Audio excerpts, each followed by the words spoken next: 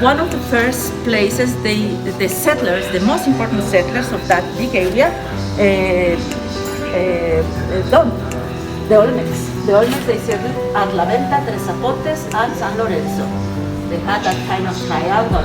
But all those settlers, they traveled and they exchanged their different kind of products.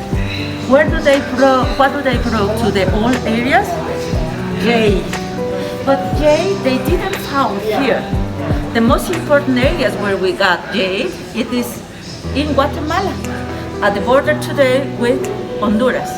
So much more at the south. So they traveled until there, and they came here. They created the biggest cities, La Venta, 2,200 before Christ, and they have it there. They created a calendar, which was really important, and the biggest of the cities. And they traveled.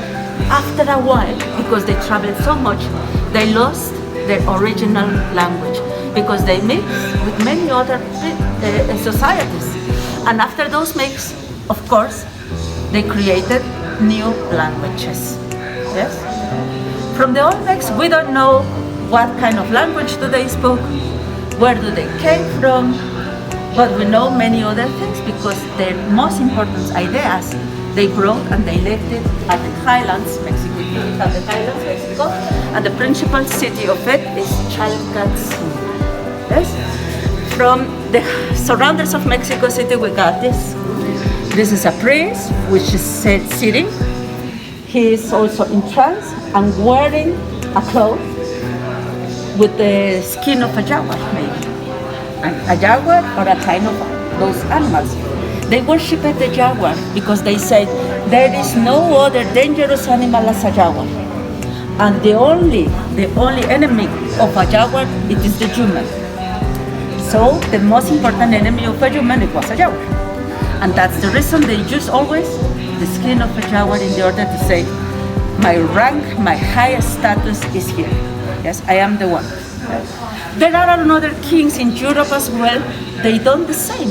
Yes, for example, if you see pictures of Henry, I don't remember now the number, but he's wearing a lion skin, showing his power.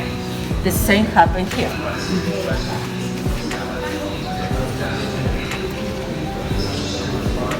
And here we have jade. Jade is the hardest stone of Mesoamerica. There is no other stone in the continent that could be so hard as jade. We have basaltic, but basaltic is not so hard as jade.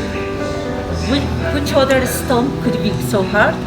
Diamond. But in America we don't have diamonds. So into the nature they found just jade and basaltic.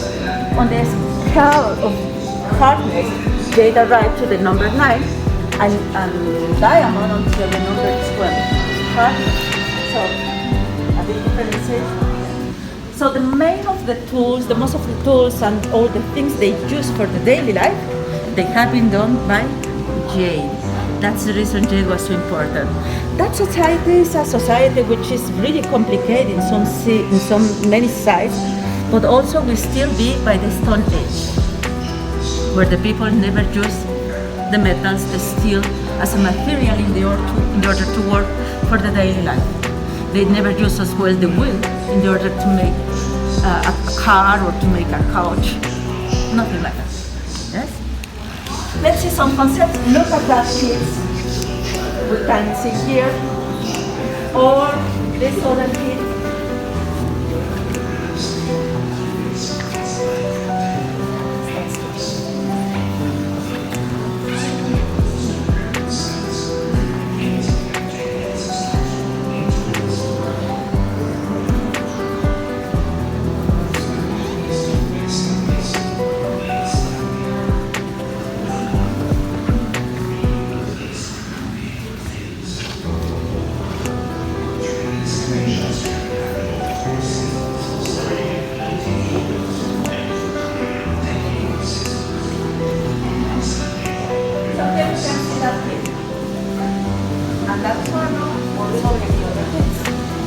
Maybe it's not a kid, but almost the representation is like one of a kid.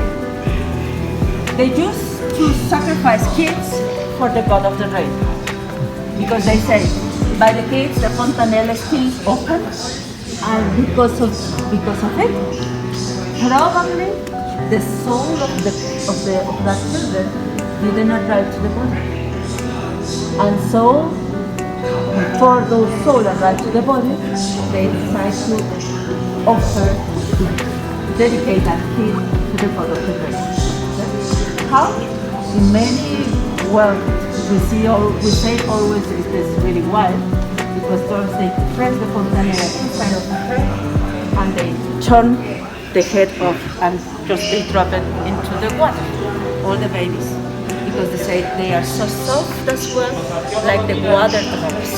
So the kids must to be dedicated to the god of the rain. They are young and they are really soft, like the water.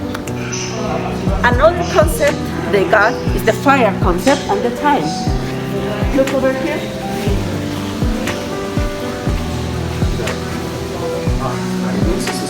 Here we have the fire god. It's always represented like an old man. That old man which is carrying on the fire plate. Sometimes on the back, sometimes on the head. And it's always like a really old person, which is really, really tired. They believe that when the gods created the world, they created as first the fire and the time. We cannot make any differentiation between that. Fire and time are in some side, and kids and water over the other side. Two natural elements, they are very important for that society. And so you see that old man, the face, yes? Well, here is a hunchback, but it's also always represented like a really old man. Over there we have some pieces of huehueteotl, is the same. Okay? Let's go to the next day.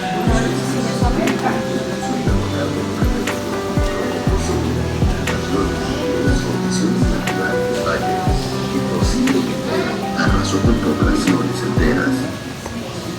Este suceso dio origen al primer abandono de la zona mesoamericana, cuando su población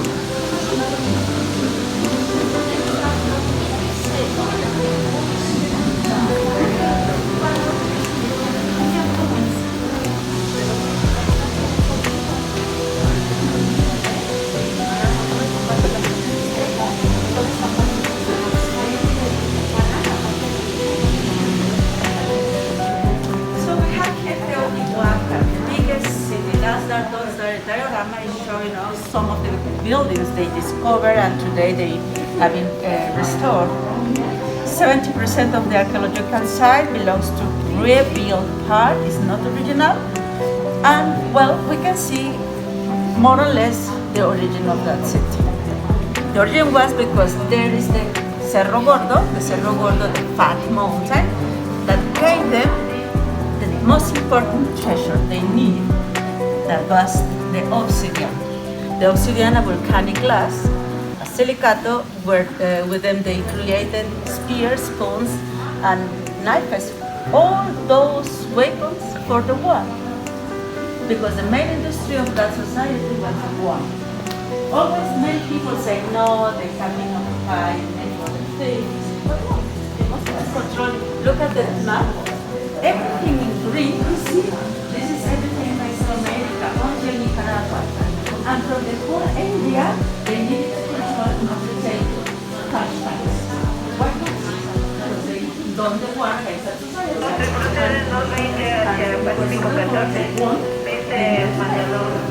That's it. Yes, please. What's the date? Yes. We have with different things, like for example, from Guatemala, they got jade, they got quetzal feathers, they got skin from many animals, paper, cotton, many things, cacao beans, different things, and they must have get it. So this is a city that became 20 square kilometer radius, and they had a population of 125,000 inhabitants to the year before the 80s. We're talking about a civilization, yes, that took the control of everything during 1,000 years. Why do they collapse?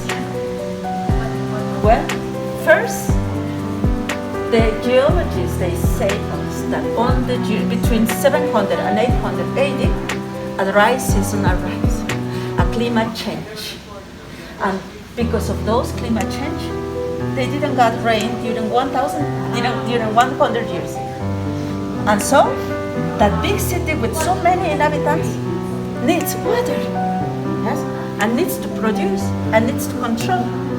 And always if you see a priest saying, prepare yourself because in a few days we are going to have the rain, and they wait and wait and wait and never rains. What happened in society? Say, this guy is not the representative of the gods. He's just someone, but he doesn't have any idea. He doesn't know when it's going to be the rain here.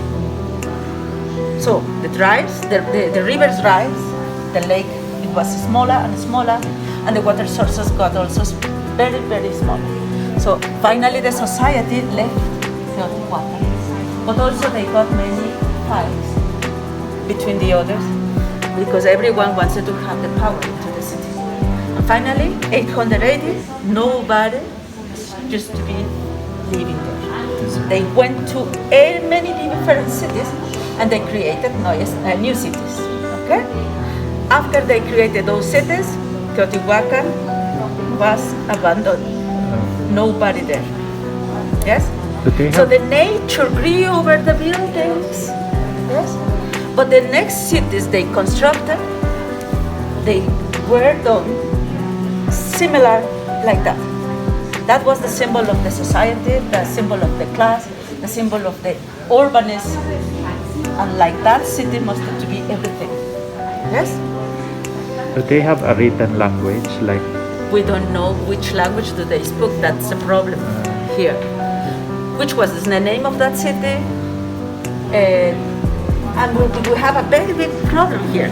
There were many people living here from everywhere, from the Maya area. But the Teotihuacanos, they never wrote us nothing. We have a problem because they didn't practice their writing system. Maybe they practiced, but there is no a place where we can read it or we can find it. There's no Rosetta Stone like the hieroglyphics. There is no stone with glyphs. While, for example, the Maya people who have been living right here, they wrote in their next places where they settled. They wrote, we came from Teotihuacan on the year so much, and we settled here, and we married a family, and we stayed here since the year so much until that. This is a calendaric city, and that's the reason you can see that the city has a very important trace. Yes? It is north-south extended, and just every day they could saw where the sun was rising. It's a city where they worship the calendar of 365 days, which patron or god was Quetzalcoatl, the feathered serpent. And that representation of the building is the representation of Quetzalcoatl. On the year 100 before Christ, when they began to make that building, they just sacrificed 260 persons in order to inaugurate that building. Let's see all those skeletons.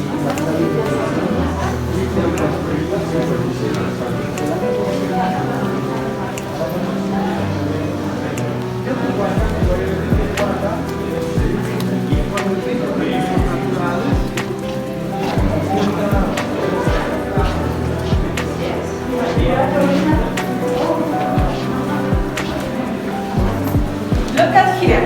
We have here that building. How is that building looking? And square ground. And on each cardinal point, the people who done it, they put just the bodies, first bodies.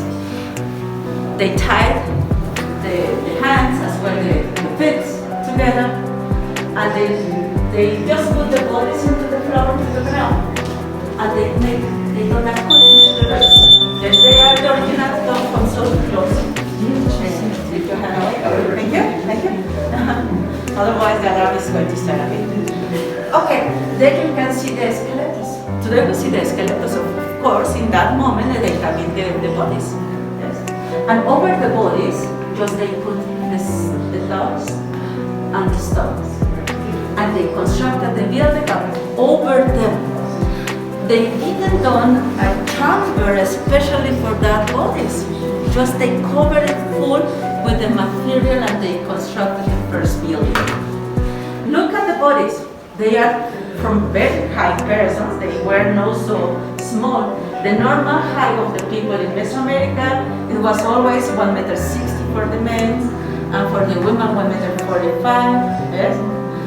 So those people, they came probably from North Mexico, where the men were the people that were bigger. Yes. And there you can see also the necklaces they are using. They are composed by human jaw, because they say the soul of a person were located into the head. And it was always necessary if you took someone some captive of war, you sacrifice that person, of course, but always to take some part of the head. Sometimes the full head, or sometimes just the chop. Just chop, and you wear it as a necklace. Yes? Look, one of them, the fourth one. The fourth one has 10 pieces of yours. So he has already 10 persons sacrificed. Yes? Yeah? So they present themselves into the war and say, hello, you are going to fight against me. Look at me. Look how I'm wearing. It means I am really important. I am the best gladiator, probably, or warrior of that society. So you will not fight against anybody else. It's just me. And of course, for Teotihuacan, it represented an status to take as a captive of war such kind of people.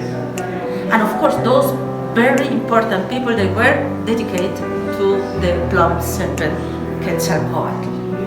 Okay? Well, so, and with this, 100 before Christ, we know that Teotihuacan was not just a theocracy, as they say, it was a city dedicated also to the war.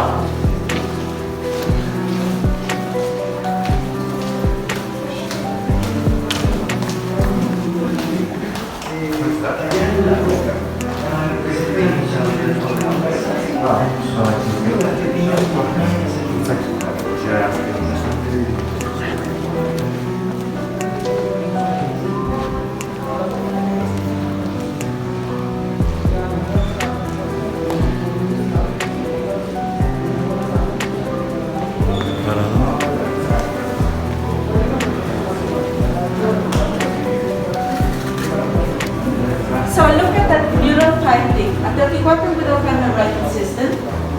In order we can describe some glimpse or something like that. But we have something important, the murals. They decorate all the palaces and all the buildings with murals, with color, with some information which is through the pictograms described. For example, here we can see the goddess of the rain. From the hands, it is water dropping.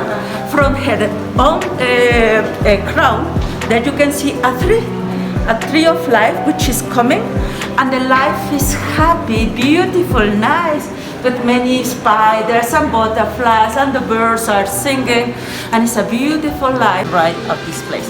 Why? Because by the surrounding they have been many mountains, and all those mountains coming from the volcanoes. The two of the highest volcanoes from Mexico, they are right here.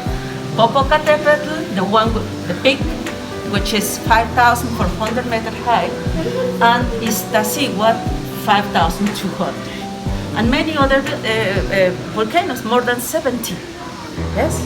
But on the year 300 before Christ, a big volcano, a small volcano on the south, that small mountain here, right, known as Xitle, done an eruption, a big eruption, and covered the south part of the lake with lava. At this area today we have the University of Mexico, and in general the south area of Mexico City, which is just lava. So if it is dry, so we have just this part of the lake. Here we have the airport today, yes, over the saltwater lake. And the city Mexico was that island. over there. Yes. Where is the Villa of the Lady Mary of Guadalupe? That corner. Yes. So everything changed. Do this water disappear? No. The water still be there. So in years, we don't have enough water during the rain season that normally it takes half a year from May to October, and half a year is dry. This year we have early water, early rain. It must have started next week, but well, we have early water.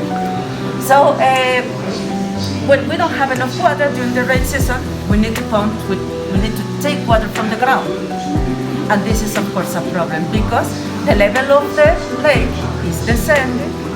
The buildings are sinking.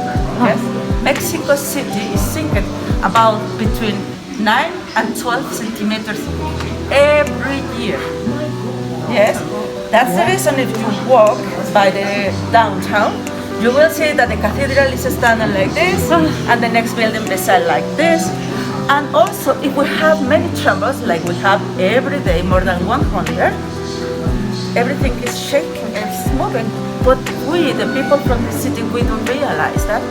The most of the visitors, they say, oh, I'm sick.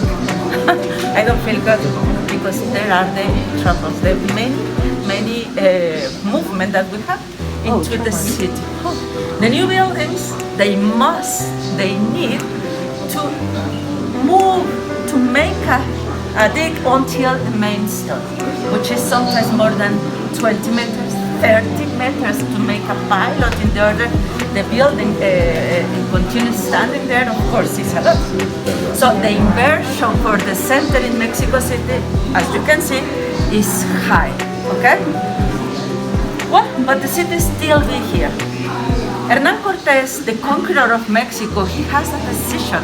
He could say, we will be in another place. He went, but later another person came, the first viceroy of Mexico, Don Antonio de Mendoza, and he said, no, we will return back to the city. Cortés said, okay. And the majority came with Cortés, and they settled there. After the independence of Mexico, it was once again the decision to move the city. They said, it's always the city flooded. Why should we stay here? We are on the lake. Yes, but it's the tradition, the culture, and etc. So they continue being there. And we are right now here. So today they are trying to make programs in the order. Many institutions as well from the private groups, they move from Mexico to another areas. Because we are right here in that center, more than 8 million of inhabitants. A lot of people, a lot of away, many cars, many buildings. And if it continues like this, in some days, in very brief times, we are going to arrive to the ground. And it's going to be a disaster. Yes? What happened to the lake? Was it drained intentionally or? Yes. Okay. Yes. Because on the year, during the 16th century, some geologists, he saw that river. And he said, well, we can use that river in the order that rivers moves otherwise. In a state to bring water to the basin, we are going to take the water off from the basin. And he opened a canal. And a canalization known as Tajo de Nochistongo. That was ready. They started on the 16th century and finished 1950. And 1950, the full idea was, wow, we dried the lake. A crazy and very bad idea. And today, well, we are trying to keep the water inside in order we can continue with the nature area. It was a project for 2 years to open a new airport over here. The only place with water. Crazy thing. So everything is crazy, but though the most of the big things they wanted to construct it over here is a very crazy idea. Okay. Are there any more active volcanoes, or any of the volcanoes Just still the active? only one in Mexico Highlands is the Popocatépetl. And it's still But active? if we go, yes, it began to be active on the year 1994. There is another volcano active at the Pacific coast, known as el volcán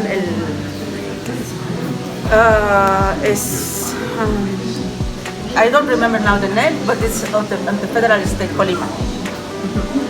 Okay, during that time, of course, most of the cultures they settled right by the surroundings of the city. They had something really important, and they began to worship the fertility.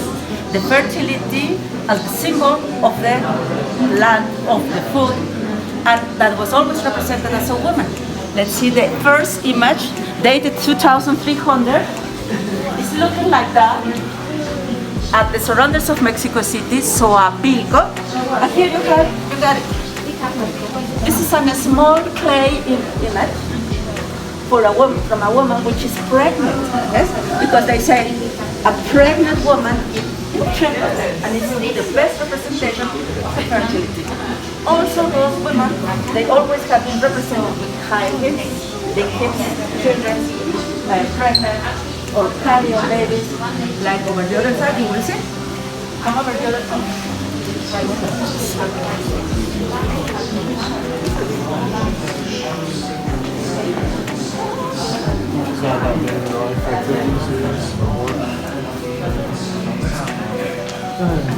Okay, all of them, they are representation of fertility. Yes, many of them. During that time, we call formativo. Everything was shaped, the culture, the ideology, and so we can see the fertility represented with that clay woman, but also we see the duality. There you got the duality, death and life, represented in a mask. The way the people they used to be they decorate their bodies. Over there, they try always to deform the skull. How? The newborn people, the newborn babies, they got 2 pieces of wood into the head. In the order they got the head pressed, and then finally, after a year, they got a line between the nose and the fontanella. Yes. Here, there you can see the way they painted their bodies, and here the deformation of the head. Yes, a woman carrying on a baby with the turban and the wood. But also during that time, we have something very important, and it is the shamanismo. The shamanismo is a kind of cure, but not just for one single person. They have always tried to cure the whole society. Which society? The one they have, yes? The big society. And the shamans, they use always different kinds of herbs, plants, and something we call it today drugs. Yes? What kind of illness do they cure? And they handle many different illnesses. But those illnesses, they have been really different as the illness we have today. Just a small example. Today, nowadays, after 2 years of COVID, how do you see the society? If your friends became again really normal? Are they depressed? Some of them they are, with many problems because they couldn't go outside during 2 years. So the illness we have as a society today, they are different. Even the whole world we have the same problems. But in every place, we say Italy, Mexico, New York, whatever, in Africa, let's say, small village, they have developed different kind of illness because of those 2 years of being at home and not have contact with anyone again. So everyone needs different kind of cure. You see? Well, like that society needs as well a person who trains them. And that person was the highest person of the society. And those persons, he tries to take with different kinds of drugs. So the persons you can see here, the maskers, the acrobat as well, they are no acrobats or other things. They are the shamans in trance, who after they took so different kind of plants, they transform in their alter ego a kind of dangerous animal, and they say, we are going to take you and we are going to cure you. My society, yes? And so they organized a collective festivity, and they began to bring a big community in the better way of the health. So they took the control of a society.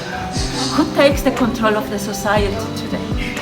How many psychiatrists or psychologists do we have? You know? You see how it is working?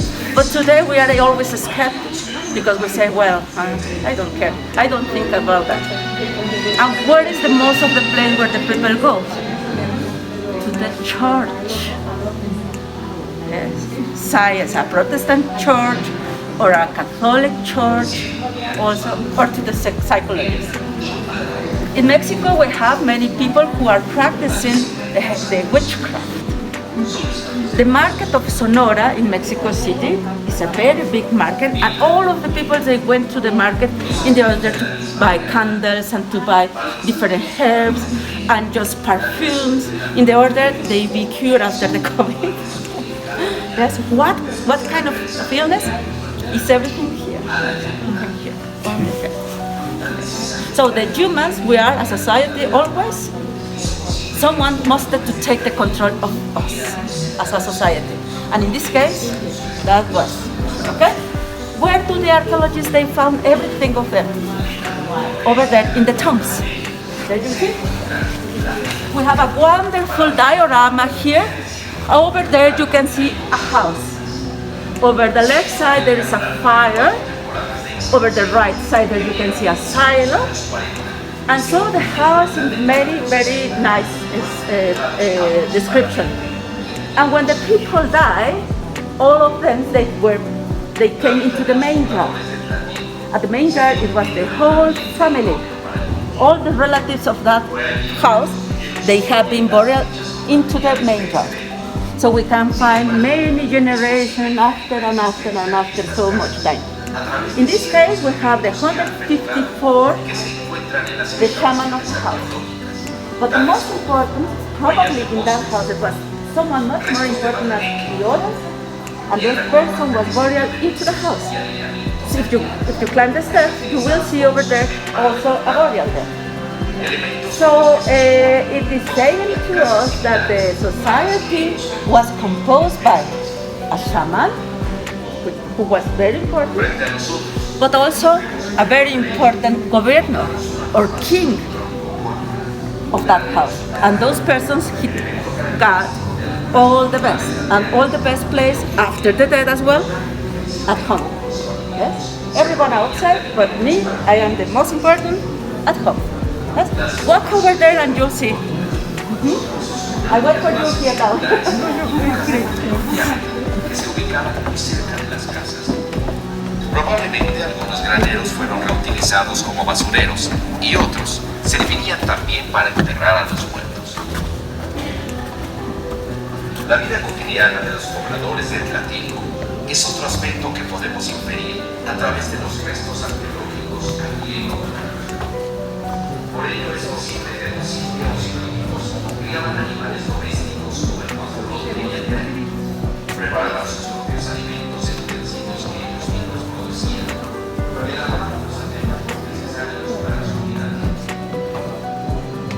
Otro elemento relevante en la vida del Tlatilco es su cerámica, la cual se distingue por su gran calidad técnica. Además de su base de producción, destaca entre ellas la que relaciona la cultura olmeca dentro del altiplano con elementos estilizados que adquieren la Anthropology, tales como ganas, cejas, la escritura frontal, la luz de sanadores y otras más, así como la cerámica de formas naturalistas características de este sitio. La vida en Tlatilco debió ser dinámica y profunda. Pero esta es solo una cara de la realidad del Tlatilco. La otra cara es la muerte. Cerca de sus casas, tanto adentro como afuera de ellas, los pobladores